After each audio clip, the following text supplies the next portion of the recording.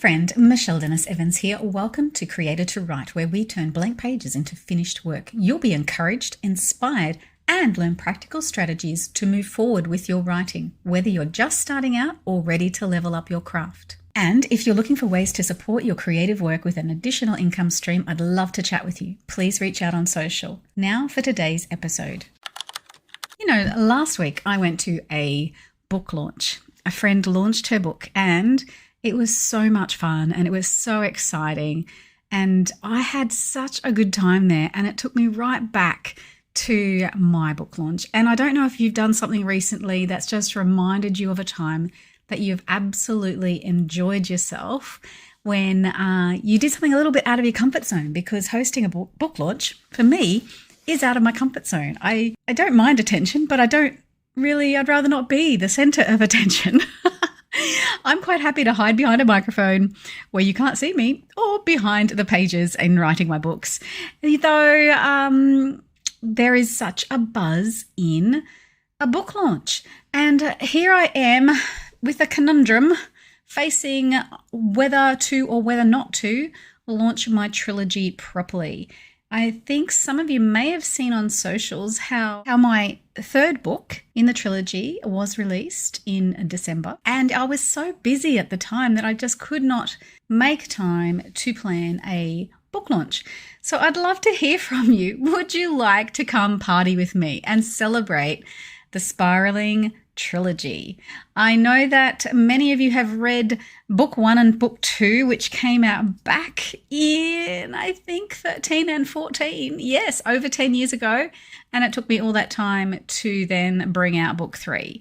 A lot happened in those years. And I cannot tell you how excited I was to finally finish the trilogy.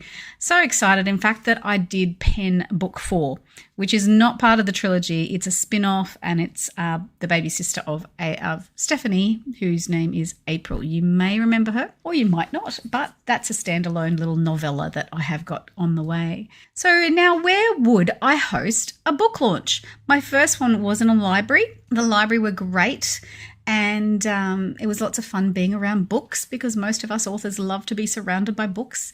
And my friend, she just had hers in a library as well.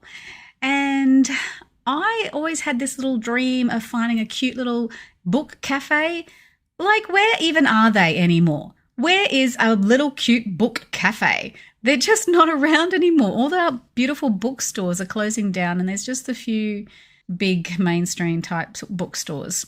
So in my area, I don't have a cute little book cafe, and I'd love to find one.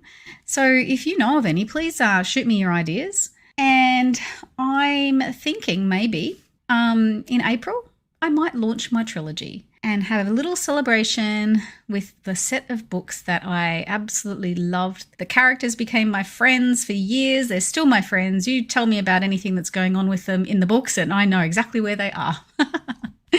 So, yes, our characters do become our friends as authors, and we've often got a party going on in our mind that nobody is aware of. We have all sorts of interesting characteristics being an author, and if you are wanting to start that book, if you have started writing a book and don't know what to do with it, or if you are just wondering if you'd like to become an author, have a listen to some of my other shows. And if you scroll through the different podcast interviews that I have recorded, I'm sure you're going to find at least 1 or 2 different authors that you resonate with and glean from them.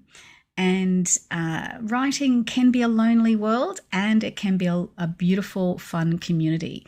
So let's link arms and get more wholesome literature out there in the world, so that people who love reading have something great to read. Thanks for hanging around till the end. Please remember to leave a review if you've enjoyed this podcast, and share it with a friend. You never know who is wanting to get those words out of their head and into a book.